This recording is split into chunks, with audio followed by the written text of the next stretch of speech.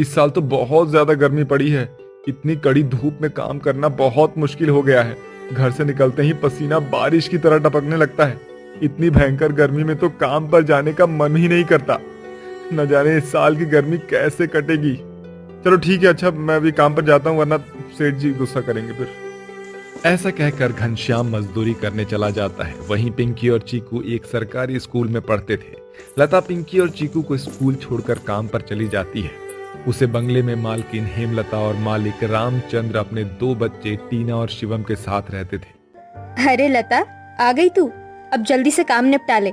पता है ना शिवम का बर्थडे पार्टी है, तो सारे काम 4 बजे से पहले ही हो जाने चाहिए। और हाँ, इसके बाद तुम घर को सजाने में भी मेरी मदद करोगी, ठीक है? ठीक है मालकिन।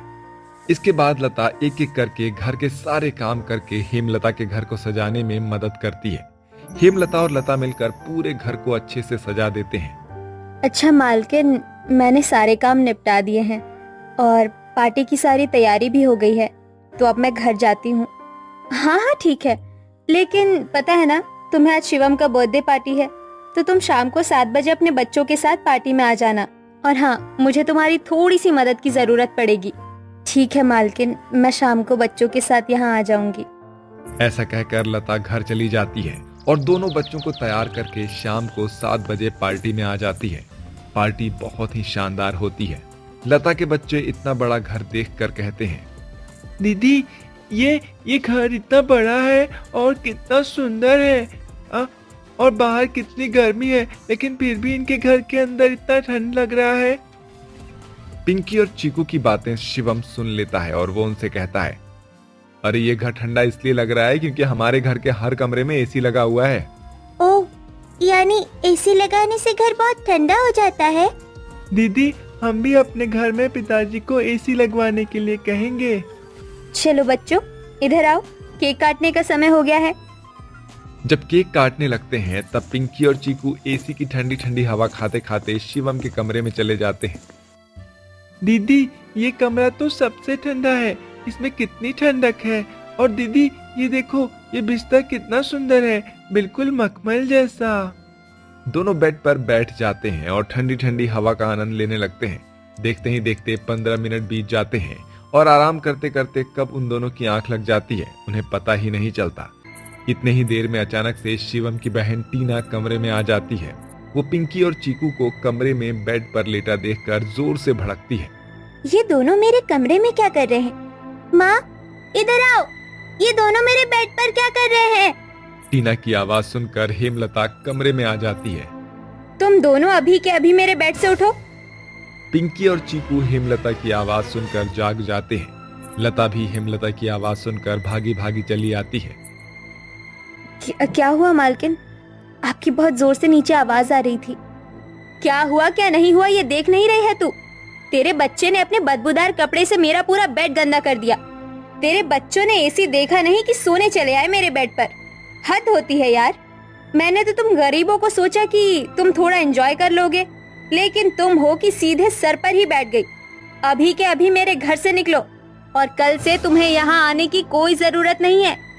मालकिन, ऐसा मत कहिए, मेरी बात तो सुनिए। बच्चे नादान हैं, मैं वादा करती हूँ आगे से ऐसा दोबारा कभी नहीं होगा। ये मेरी आखिरी भूल समझकर माफ कर दीजिए मालकिन। नहीं, बिल्कुल नहीं। अब से तू यहाँ काम नहीं करेगी। अब तू अपने बच्चों को ले और यहाँ से निकल।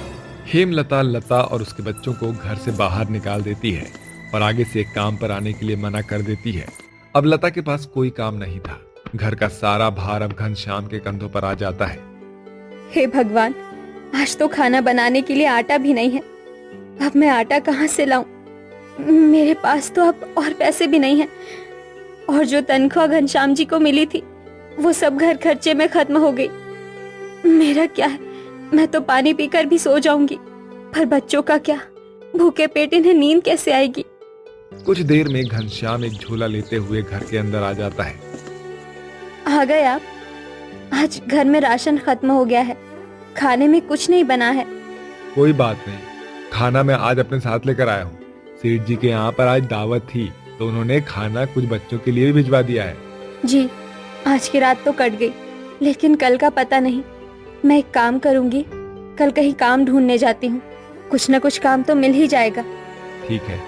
ऐसे ही उस रात तो वो सभी खाना खाकर सो जाते हैं। अगली सुबह लता फिर से अपनी मालकिन हेमलता के घर जाती है, जहां से वो दोबारा अपमानित करके लता को भगा देती है। अब क्या करूं मैं, कहाँ जाऊं? अगर मैंने कहीं काम नहीं ढूंढा तो मेरे बच्चे ऐसे ही भूख से रोते बिलखते रहेंगे। ऐसा लता अपने मन ही मन सोचते हुए रोड पर चल रही थी, तभी उसकी नजर एक पोस्टर पर पड़ती है। एक अच्छे शेफ की जरूरत है, ढाबे पर दिए गए एड्रेस पर संपर्क करें। हाँ, शायद यहाँ मेरा काम बन सकता है। एक काम करती हूँ, यहाँ जाकर काम की बात करती हूँ।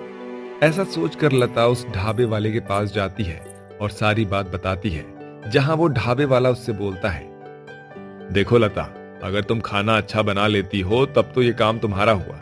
बाकी अगर खाना ठीक नहीं लगा कस्टमर्स को, तो मैं तुम्हें निकाल दूंगा काम से। ठीक है मालिक। ऐसा कहकर लता उस ढाबे पर काम करने लगती है। उसके हाथ का बनाया हुआ खाना जब कस्टमर्स के टेबल पर जाता है तो वो बड़े ही चाव से खाते हैं। उस ढाबे पर धीरे धीरे भीड़ बढ़नी शुरू हो जाती है। ऐसे ही सुबह से शाम हो जाता है।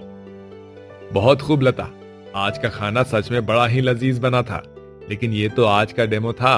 असली हुनर तो कल देखा जाएगा। ये लो आज की तनख्वाह, पूरे 500 रुपए। शुक्रिया मालिक। इसके बाद लता पैसे लेकर सबसे पहले राशन की दुकान पर जाती है और राशन खरीदती है और अपने घर पर जाकर खाना बनाती है और सभी को परोसती है। पिंकी, चीकू, आ जाओ खाना खा लो। इतने में घनश्याम भी वहां पर आ जाता है और लता घनश्याम को अपने नए काम के बारे में बताती है। इस तरह से सारे मिलजुल कर खुशी खुशी खाना खाते हैं और अगली सुबह लता बच्चों को स्कूल छोड़कर दोबारा से अपने काम पर चली जाती है। ढाबे पर पहुंचकर लता खाना बनाती है। लता के द्वारा बनाया खाना ग्राहकों को बहुत पसंद आता है। सभी लोग ढाबे के खाने की बहुत तारीफ करते हैं। उनको आज का बनाया हुआ खाना बहुत ही स्वादिष्ट लगता है। लता, तुम्हारे हाथों में तो जादू है। तुम्हारे हाथों का बना खाना खाकर ग्राहक एक्स्ट्रा खाना खा रहे हैं और तुमने तो कमाल ही कर दिया है। शुक्रिया सेठ जी। इसी प्रकार अशोक के ढाबे का खाना खत्म हो जाता है और वो उससे कहता है, लता, आज तो खाना बहुत जल्दी खत्म हो गया। कल हम आज से भी ज्यादा खाना बनाएंगे और मैंने सोचा है कि हम अपने ढाबे में एक एसी भी लगवा देंगे। इससे ग्राहकों की संख्या और भी ज्यादा बढ़ जाएगी। बहुत बढ़िया विचार है साहब जी। अगले दिन अशोक अपने ढाबे में एसी लगवा लेता है और जैसा उसने सोचा था ठीक वैसा ही हुआ। एसी लगने के बाद अशोक के ढाबे पर ग्राहकों की संख्या बढ़ जाती है। ऐसे ही अशोक का सारा खाना खत्म हो जाता है। शाम के समय जब लता घर वापस आती है तो वो पिंकी और चीकू को आपस में बातें करते हुए सुनती है। दीदी, उस दिन पार्टी में कितना मजा आ रहा था ना। कहाँ हम उस दिन एसी की ठंडी ठंडी हवा खा रहे थे और कहाँ आज हम इतनी गर्मी में बैठे हैं। काश हमारे घर में भी एसी होता तो हम भी एसी की ठंडी ठंडी हवा खा रहे होते ना। इतने में लता घर के अंदर आ जाती है और पिंकी और चीकू से पूछती है कि वो लोग क्या कर रहे हैं और उन्हें अपना होमवर्क करने के लिए कहती है और उनसे कहती है कि मैं खाना बनाने जा रही हूँ। खाना खाकर तुम लोगों को जल्दी सो जाना है क्योंकि कल स्कूल भी तो जाना है। ठीक है माँ, जैसा आप कहें। ऐसे ही दिन बीतते जाते हैं और लता के हालात पहले से ठीक होते जाते हैं। ऐसे ही एक दिन सुबह लता काम पर जा रही होती है कि तभी उसे भंगार की एक दुकान दिखती है। उसके दुकान पर कई सारे सामान थे, जैसे कूलर, पंखा, फ्रिज, एसी इत्यादि। लता का ध्यान उस दुकान पर रखे पुराने एसी की तरफ जाता है। वो उसे बहुत पसंद आता है। भैया, ये एसी का क्या दाम है? मात्र 10,000 रुपए का है। ये तो बहुत ज्यादा है भैया। ज्यादा नहीं है, ये तो बहुत कम है। ये एक सेकंड हैंड एसी है। अगर नई एसी खरीदने जाओगी तो 30,000 से कम में नहीं आएगी। अच्छा ठीक है, पर ये सही से चलती तो है ना? हाँ, बिल्कुल सही से चलती है। अगर अगले 6 महीने के अंदर ये एसी बंद हो जाती है तो उसकी सारी रिपेयरिंग की सर्विस बिल्कुल फ्री में दूंगा मैं। ठीक है, लेकिन इसका सही सही दाम लगाओ। मैं इसके 8,000 रुपए दूंगी। अगर तुम्हें देनी है तो मुझे ऐसे ही ये 8,000 में दे दो। ठीक है, बताओ कहाँ लगानी है। लता उस आदमी को अपने घर लेकर आती है और वो लता के घर पहुंचकर उस एसी को लगा देता है। एसी चालू करते ही ठंडी ठंडी हवा घर के अंदर फैलने लगती है। बच्चे भी ठंडी ठंडी हवा का मजा उठाते हैं। बहुत मजा आ रहा है। एसी में ठंडी ठंडी हवा खाकर ऐसा लग रहा है जैसे बर्फ की चादर ओढ़ ली हो हमने। इतने भयंकर गर्मी में एसी की हवा किसी बर्फ की चादर की तरह लग रही है। घर में एसी लगते ही बच्चे बहुत खुश हो जाते हैं। घनश्याम भी घर पर आ जाता है। ओह, आखिर तुमने बच्चों की इच्छा पूरी कर ही दी है ना। कैसे ना करती भला, बच्चे तो आखिर मेरी जान है, इनसे बढ़कर मेरे लिए और कुछ भी नहीं। एसी लग जाने की वजह से बच्चे बहुत खुश होते हैं और लता की कमाई भी अब बहुत अच्छी होने लगती है। लता के बनाए गए खाने की वजह से अशोक का ढाबा बहुत अच्छा चल रहा होता है। इससे अशोक बहुत खुश होकर लता की तनख्वाह भी बढ़ा देता है। थोड़े दिन बाद घनश्याम भी सेठ धनीराम के यहाँ से मजदूरी छोड़कर लता के साथ ढाबे में ही हाथ बटाने लगता है। दोनों को अशोक काफी अच्छी सैलरी देता है, जिससे उनका घर का खर्च काफी आसानी से चल जाता है। बच्चे पूरी गर्मी एसी की ठंडी ठंडी हवा में गुजारते हैं और इस तरह से वो लोग अपना जीवन खुशी खुशी जीने लगते हैं। एक गांव में भूपेंद्र सेठ रहा करता था और वो बहुत ही लालची था। वो किसानों को पहले बहला फुसला कर ठेके पर खेत में काम करवाता था और बाद में उनके सामने शर्त रखकर उनका हक मार लेता था। देखा रामू, ये गरीब किसान भी बड़े अजीब होते हैं। जानवरों की तरह दिन रात खेत में काम करते हैं और उसके बदले में बस 2 वक्त की रोटी के लिए तरसते रहते हैं। और मुझे देखो, मुझ जैसा मालिक बस बैठे बैठे हुक्म चलाता है और सारी फसल मेरे गोदाम में भर जाती है। अब बात तो आप बिल्कुल पते की कह रहे हो सेठ जी। अब पूरा गांव अपने मुट्ठी में है और उनकी मेहनत का फायदा उठाना आपसे बेहतर कौनो नहीं जानता है। अब पूरे गांव पर जब आपका ही राज है, आपकी ही मर्जी के बिना इस गांव में को पत्ता भी नहीं हिलता है। हाँ, ये बात तो सही कहा तुमने। राजा तो मैं हूँ ही। इन बेवकूफों को ऐसी शर्तों पर जमीन उधार दे देता हूँ कि मेहनत ये करते हैं और फसल हड़प मैं लेता हूँ। आखिर इनकी औकात ही क्या है मेरे सामने। वैसे भी इस पूरे गांव में सभी के खेतों के पास बस एक मेरा ही कुआं है जिसमें से पानी आता है, और अब ये लाचार यहाँ से जाएंगे भी कहाँ, मेरा आसरा छोड़कर। अभी सेठ ये बातें कर ही रहा होता है कि तभी उसके पास बिरजू नाम का एक गरीब किसान आता है और बहुत दुखी और परेशान होता है। सेठ जी, आपको तो पता ही है कि इस पूरे गांव में बस आपके ही कुएं में पानी रहता है। आप मुझे मेरे फसलों के लिए पानी दे दीजिए, आपकी बहुत बहुत कृपा होगी। अरे हाँ हाँ, क्यों नहीं, जाओ जाकर पानी ले लो, लेकिन ध्यान रहे पानी के बदले मुझे तुम्हारे खेतों से सब्जियां चाहिए होंगी। जी जी सेठ जी, क्यों नहीं। सेठ बहुत अच्छे से जानता था कि बिरजू उनके बिना कुछ भी नहीं है, इसलिए वो हर साल ऐसे ही उनका फायदा उठाया करता था। इसके बाद बिरजू सेठ के कुएं से पानी लेता है और उनके फसलों में डालने लगता है। ऐसे ही सुबह से शाम हो जाती है और वो अब अपने घर चला जाता है। आप आ गए? आज आप बड़े थके थके से लग रहे हैं, क्या बात है? कुछ नहीं भाग्यवान, बस वो थोड़ा आज खेतों में काम ज्यादा था, तो आज फसलों को पानी देना था ना। वो तो सेठ जी की कृपा थी कि उन्होंने इस बार पानी दे दिया, नहीं तो हमारी फसल तो खराब ही हो जाती, एकदम सूख जाता। जी चलिए, अब आप जल्दी से हाथ मुंह धो लीजिए, मैं आपके लिए खाना लगा देती हूँ। इसके बाद बिरजू और रमा एक साथ खाना खाते हैं और फिर वो सो जाते हैं। ऐसे ही समय बीतता है और बिरजू के खेत में इस बार अच्छी सब्जियां होती हैं। बिरजू अपनी खेत में सब्जियां तोड़ने चला जाता है और वो अपनी सब्जियों को तोड़ ही रहा होता है कि तभी वहां पर सेठ भूपेंद्र आ जाता है। कैसे हो बिरजू भाई? राम राम, मेहनत खूब हो रही है। अरे सेठ जी, अरे राम राम जी, राम राम। बस सेठ जी अपने हिस्से की मेहनत पर लगे पड़े हैं, बाकी ऊपर वाले की तो जो मेहर है वो है ही है। देखो भाई बिरजू, मैं तोड़ मरोड़ कर बात करने में विश्वास नहीं रखता हूँ। सो जो बात है वो है, 100 बात की एक बात। सब्जी बाजार ले जाकर बेचोगे तो तुम्हारा किराया जाएगा और सब्जी भी ज्यादा पैसों में नहीं बेच पाओगे, इसलिए सब्जी मुझे दे दो। सेठ जी, मैं आपको सब्जियां तो दे दूं, लेकिन मेरे रोज के ग्राहक वहां इंतजार कर रहे होंगे, इसलिए माफी चाहता हूँ, मैं आपको ये सब्जियां नहीं दे पाऊंगा। ठीक है, अगर तुम्हें मेहनत पसंद है तो तुम वही करो, मुझे क्या, मुझे तो मेरे हिस्से से मतलब है। मैंने तो तुम्हारे ही अच्छे के लिए सोचा था। जी जी, आपने इतना सोचा उसके लिए बहुत बहुत धन्यवाद। बिरजू दिन भर मेहनत करके तरह तरह की सब्जियां उगाता है और गांव के बाजार के दिन सब्जियां और फल बेचा करता है। सारे गांव वाले बिरजू से ही सब्जियां और फल खरीदते थे। सब्जी ले लो, सब्जी अब फल और सब्जी ले लो, हरी हरी हरी सुंदर भरी सब्जियां। हाँ, ले लो। अरे भैया, ये टमाटर कैसे दिए? अब 20 रुपया किलो। ठीक है, आप एक काम कीजिए, 1 किलो दे दीजिए। ये लीजिए पैसे। वैसे बिरजू भाई, तुम थोड़े परेशान से लग रहे हो, क्या बात है? वो भाई, आज सेठ जी आए थे और मुझे ना मेरी सब्जियां मुझसे मांग रहे थे और मैंने मना कर दिया। भाई, आपने मना करके तो ठीक किया, लेकिन जरा आप संभल के रहिएगा। ये सेठ बड़ा ही लालची है और अपने मुनाफे के लिए कुछ भी कर सकता है। मोहन ऐसा कहकर वहां से चला जाता है।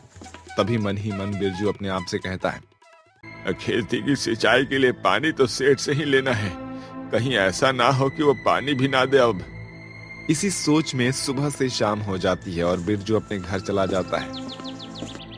अजी, आप बड़े परेशान से लग रहे हैं, क्या बात है? सुबह तो आप बिल्कुल सही मन से खेत गए थे। रमा, मुझे डर लग रहा है कि अगर मैं खेती ना कर पाऊं तो मुझे एक वक्त की रोटी भी कैसे खिला पाऊंगा तुम्हें। आप शुभ शुभ सोचिए, सब अच्छा होगा। नहीं रमा, कभी कभी हमें वास्तविकता भी देखनी चाहिए। अब ऐसी भी क्या बात है जो आपको इतना परेशान कर रही है? रमा, तुम तो जानती हो ना कि हमारे खेत में कुआं तो है पर उसमें पानी नहीं है और मुझे पानी अभी भूपेंद्र सेठ से ही लेना पड़ता है। तो ये तो कई समय से ऐसा ही चला आ रहा है, इसमें चिंता करने वाली क्या बात है? मुझे डर है कि कहीं इस बार सेठ ने मुझे पानी देने से मना कर दिया तो मैं सिंचाई कैसे करूंगा और बिना सिंचाई के सब्जियां कैसे हो पाएगी भाई। तो फिर आप अपना कुआं क्यों नहीं खुदवाते? क्या पता उसी से पानी आ जाए। उसके लिए तो बहुत पैसे लगेंगे और मेरे पास तो बिल्कुल भी पैसे नहीं है रमा। भूपेंद्र सेठ ने अभी तक बिरजू को कुछ भी नहीं कहा था, जिसके कारण से अब बिरजू को लगने लगा था कि वो कुछ ज्यादा ही सोचता है। बिरजू अगले दिन फिर फल सब्जियां लेकर बाजार चला जाता है और वहां उसकी काफी अच्छी खासी बिक्री होती है। ऐसे ही समय बीतता है, लेकिन समय बीतने के साथ बिरजू की चिंता अभी तक कम नहीं हुई थी, क्योंकि बिरजू का कुआं सालों से सूखा था। उसके कुएं में एक बूंद तक पानी नहीं था। देखते ही देखते गर्मी का मौसम आ जाता है। जब से ये मुझे सब्जी देने से मना किया है, उस दिन से मुझे इंतजार था कि मैं उसे एक दिन पानी के लिए साफ साफ मना कर दूंगा। बस मुझे इस गर्मी का ही इंतजार था और वो दिन आ ही गया। अभी सेठ ये सोच ही रहा था कि तभी बिरजू चलकर उसके पास आता है। सेठ जी, आपका खेत पर कैसे आना हुआ? क्या बात है सेठ जी? दरअसल बिरजू, मुझे तुमसे एक बहुत ही जरूरी बात करनी है। जी जी, कहिए, क्या बात है? बिरजू, तुम तो जानते ही हो कि मुझे बातों को घुमा फिरा कर करने की आदत नहीं है। देखो भाई, अब मैं तुम्हें और पानी नहीं दे पाऊंगा, क्योंकि अब गर्मियों का मौसम आ गया है और मुझे अपने खेतों के लिए भी तो पानी चाहिए होगा, क्योंकि मेरा खेत तुम्हारे खेत से बड़ा है। बाकी तो तुम ही खुद ही समझदार हो। सेठ जी, अब मुझे भी थोड़ा ही तो पानी चाहिए होता है। एक आप ही तो हैं जो मेरी मदद कर सकते हैं। बिरजू, समझने की कोशिश करो, मैं नहीं दे पाऊंगा पानी। दरअसल बिरजू ने सेठ को सब्जी नहीं दी थी। इसी जलन की वजह से सेठ उसे अपने कुएं से पानी लेने के लिए मना कर देता है। बिरजू निराश होकर घर चला जाता है और सारी बातें अपनी पत्नी को बताता है। आप चिंता मत कीजिए, ऊपर वाला सब देख रहा है, प्रभु हमारी मदद जरूर करेंगे। अरे, अब तो उन्हीं का सहारा है, अब वो वही कोई चमत्कार दिखा सकते हैं। अच्छा ठीक है, आप जाकर आराम कीजिए, मैं सेठ जी से मिलकर आती हूँ। रमा ये कहकर सेठ से मिलने के लिए उसके घर चली जाती है और उससे काफी प्रार्थना करती है कि वो इस बार सिर्फ पानी दे दे। देखो रमा, मैं बिरजू को काफी सालों से अपने कुएं का पानी देता आ रहा हूँ और इस बार गर्मियों का समय आ गया है और मैंने कोई जिंदगी भर का ठेका थोड़ी न ले रखा है, हैं? जाओ यहाँ से, मेरा दिमाग मत खाओ। हमारी परिस्थिति समझने की कोशिश कीजिए सेठ जी। रमा बार बार सेठ से विनती करने लगती है, लेकिन वो उसकी एक नहीं सुनता और रमा को वहां से भगा देता है। इसके बाद वो अपने घर आ जाती है और ऐसे ही कुछ दिन और बीत जाते हैं और गरीबी में जैसे तैसे करके उनका गुजारा हो रहा होता है। सुनिए जी, आटा तो खत्म हो गया है, बस आज की 2 रोटियां ही बन पाई है बस। हे भगवान, ऊपर वाले, ये कैसे दिन दिखा रहा है तू? अभी बिरजू ने इतना बोला ही था कि तभी उनके दरवाजे पर एक ब्राह्मण आकर खाना मांगता है। इस घर में कोई है? अगर है तो इस भूखे को खाना खिला दो। मैंने तो कई दिनों से कुछ भी नहीं खाया है। लग रहा है रमा, इस रोटी पर हमारा नाम नहीं है, बल्कि हमारे घर आए हुए इन ब्राह्मण का है। एक काम करो, इन 2 रोटियों को भी उन ब्राह्मण को ही दे आओ, क्या पता उससे उनकी भूख मिट जाए। इसके बाद रमा उन दोनों रोटियों को ले जाकर ब्राह्मण को दे देती है और उनसे कहती है, हे सन्यासी बाबा, हमारे पास बस ये 2 रोटियां ही थी जो हमने आपको अर्पण कर दी। इसे स्वीकार कीजिए। हमारी स्थिति ऐसी नहीं है कि हम आपको पेट भर भोजन करवा सके। बिटिया, मेरे लिए तो ये 2 रोटियां ही बहुत है। ये ब्राह्मण तुम्हें ये आशीर्वाद देता है कि आज से जो भी काम तुम करोगे वो सफल होगा और तुम्हारी बुराइयां चाहने वालों का विनाश होगा। ऐसा कहकर ब्राह्मण वहां से अंतर्ध्यान हो जाता है और इसके बाद रमा ये बात अपने पति बिरजू को बताती है। लग रहा है वो कोई भगवान द्वारा भेजे गए दूत थे। अगर ऐसी बात है तो चलो हमें अभी जाकर अपने कुएं में खुदाई करनी चाहिए। क्या पता अब उसमें पानी आ जाए, जैसा कि सन्यासी जी ने कहा था कि अब हमारा हर काम सफल होगा। जी, यहाँ बैठे रहने से तो अच्छा है कि हम प्रयास करके देखें। ऐसा सोचकर और उन ब्राह्मण की बातों पर विश्वास करके दोनों पति पत्नी अपने कुएं पर जाते हैं। तुम परेशान मत हो रमा, मैं नीचे जाकर कुएं की खुदाई कर रहा हूँ। ऐसा कहकर बिरजू कुएं के अंदर चला जाता है और खुदाई करने लगता है। कुछ समय बाद अचानक से एक कुएं के अंदर से पत्थर से पानी निकलने लगता है और उसे एक चमकती हुई चीज मिलती है, जिसे लेकर वो कुएं से बाहर आ जाता है।